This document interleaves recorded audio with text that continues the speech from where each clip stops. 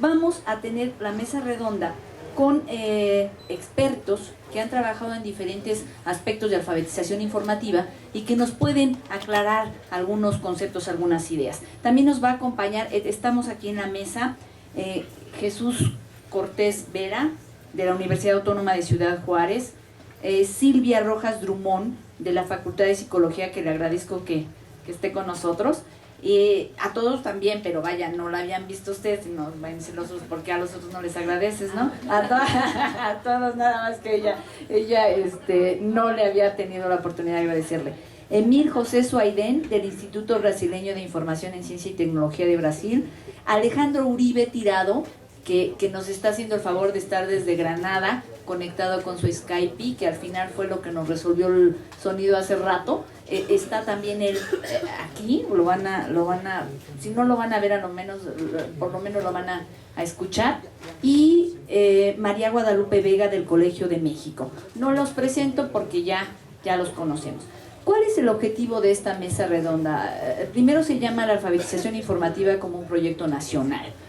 Dado que se ha escuchado, hemos escuchado experiencias de formación de usuarios, de habilidades informativas. Bueno, ¿por qué alfabetización informativa? Entonces, es tratar de determinar los elementos que permitan identificar al proceso de la alfabetización informativa como una estrategia nacional, que tal vez es allí donde vayamos delimitando. No es un proceso evolutivo en términos de incluye más o menos habilidades o competencias, sino es un término que dada la sociedad actual y los intereses de muchas regiones de que la comunidad de un país determinado ascienda o llegue a la sociedad de la información, es que se crea en Estados Unidos esto de la alfabetización informativa. Entonces, verla como una estrategia nacional que resuelva el problema del acceso y uso eficiente de la información de una sociedad y en la que deben participar todos los sectores de un país.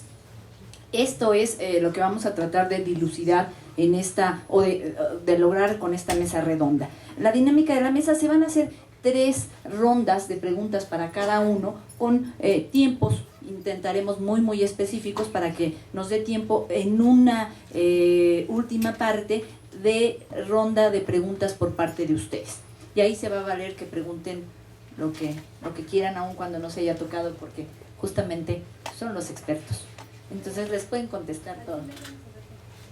Sí, una partecita de conclusiones, después de las preguntas, conclusiones y preguntas.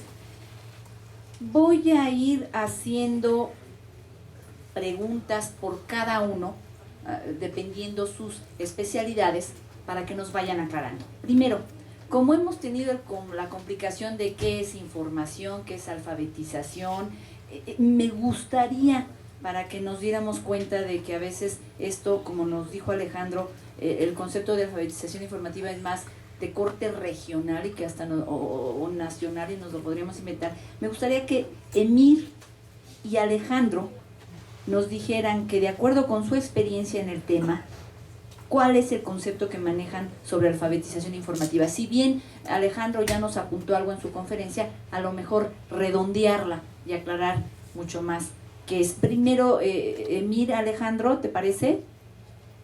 Sí, no hay problema. Perfecto. Y luego tú, retomando todo lo que nos dijiste hace rato.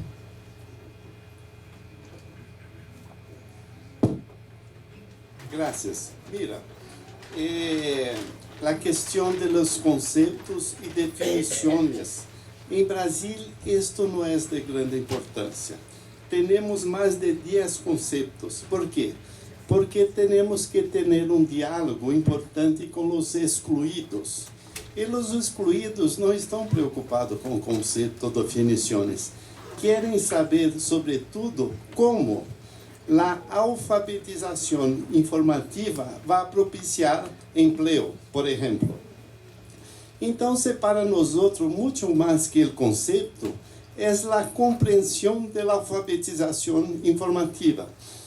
Por exemplo, nós creemos firmemente que a alfabetização informativa é a porta de entrada da sociedade da informação.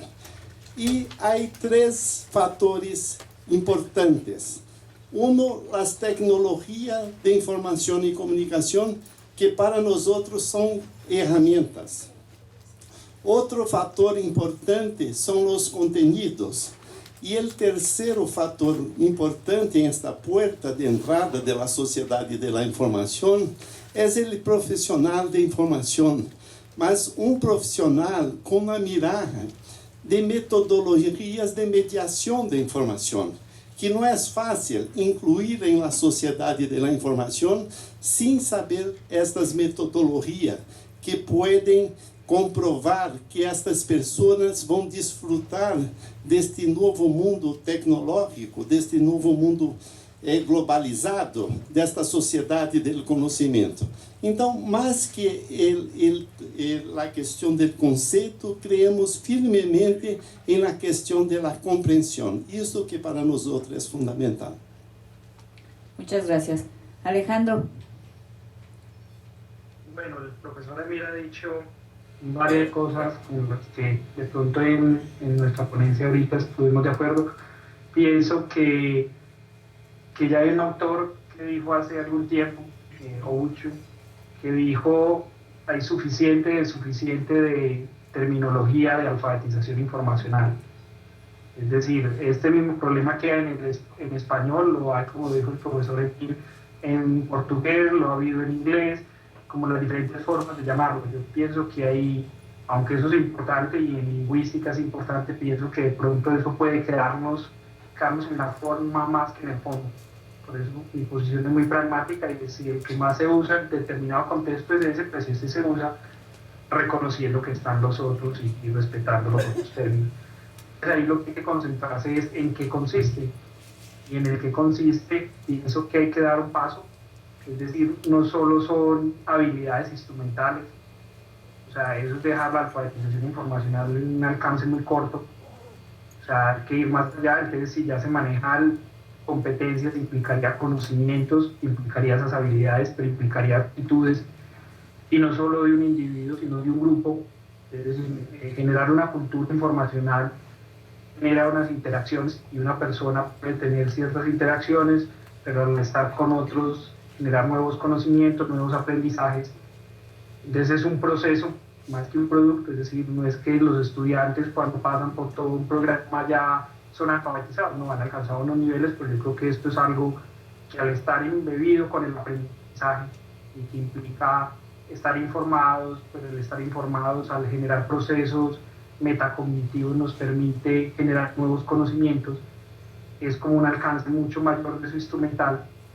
Y hay algo que es, ¿para qué es la alfabetización informacional? El profesor Emir lo ha dicho ahorita, la UNESCO lo dijo, es una puerta de entrada, la UNESCO lo mencionó con un faro, son distintas metáforas, pero lo que quiere decir definitivamente es, estamos en una sociedad de la información donde abunda la información, pero la información puede ser de calidad o no de calidad, donde el ciudadano puede tener mejores derechos y vivir mejor sus derechos y más democráticos si está mejor informado, y debemos ayudar a formar en eso, en la academia y en la investigación mucho más.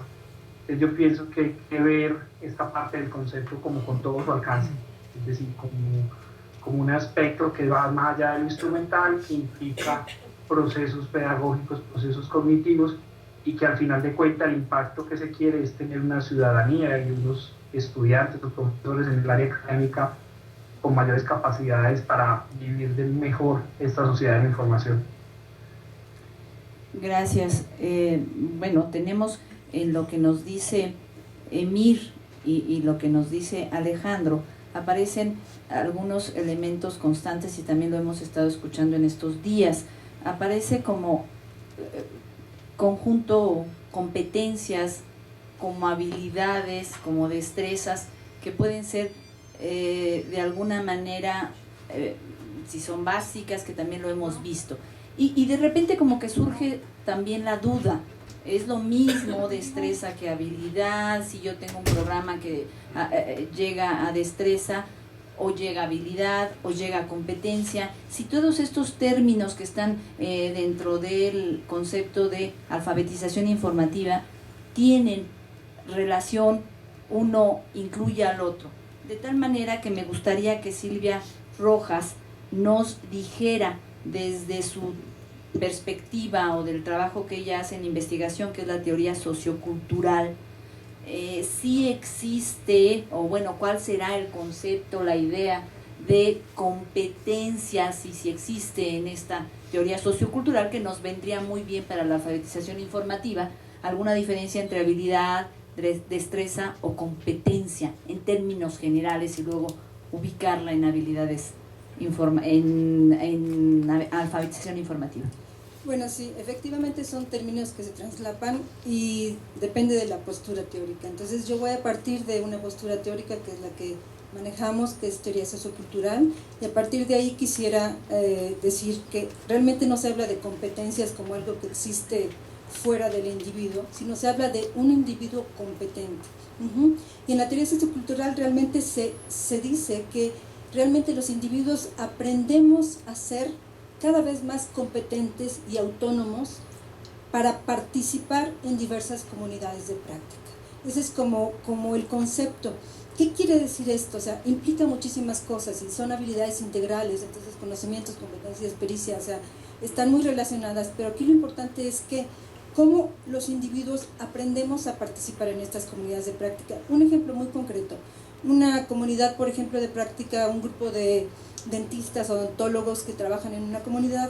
Ahí, por ejemplo, hay participantes que son técnicos, especialistas, pacientes, ¿sí? Hay metas compartidas, qué es lo que queremos hacer, hay división del trabajo, hay normas de la comunidad, y las actividades están mediadas por diversos artefactos culturales que incluyen sistemas simbólicos, pero también tecnologías, y entre ellas las tecnologías de la información y la comunicación. Entonces, en estas comunidades de práctica, que pueden ser informales, formales, no formales, escolares, diversas comunidades en todas las que participamos los seres humanos, los ciudadanos, ¿qué implica volverse competente? Yo diría varias cosas. El volverse competente, primero, es un proceso gradual y evolutivo, ¿sí? Implica pasar de una participación que se llama periférica, es decir, ser un novato primero, a una participación más central en la comunidad. Por ejemplo, primero eres ayudante odontólogo, ya después te vuelves no solo eso, sino especialista en endodoncia o lo que sea, ¿sí? Entonces, en esta comunidad de práctica hay este pasar a participar de manera cada vez más central. También implica apropiarse de todos los saberes culturales de esa comunidad de práctica. Por ejemplo, el saber, todos los conocimientos de fisiología, de anatomía y de lenguaje científico, por ejemplo, que manejan en esa profesión, el saber hacer, de poner, no sé, puentes, todo lo que hacen los odontólogos, ¿sí? El saber ser, los valores éticos, el saber cómo tratar a los pacientes, el saber convivir, adaptarse a las normas y las relaciones de esa comunidad de práctica, cómo trabajar con los colegas, con los subalternos, con los pacientes, etcétera, ¿sí? Entonces, todos estos saberes son importantísimos. Entonces no podemos decir, aquí está una habilidad, aquí está una competencia, aquí está una X términos que se utilizan, ¿sí? Implica todo esto, implica esa participación competente, ¿sí? Y por último, yo decía, hay normas, hay participantes, hay metas, ¿sí? Metas significativas para esa comunidad de práctica, y en este sentido, por ejemplo, esa comunidad de práctica, sus metas son atender pacientes, etcétera, también financieramente sustentarse, y implica de una manera también muy importante, que es importante para al fin, alfabetización, que nosotros le llamamos informacional, pero el término al fin, también implica apropiarse de estos artefactos culturales de lo que yo les hablaba, sistemas simbólicos, sistemas tecnológicos, incluyendo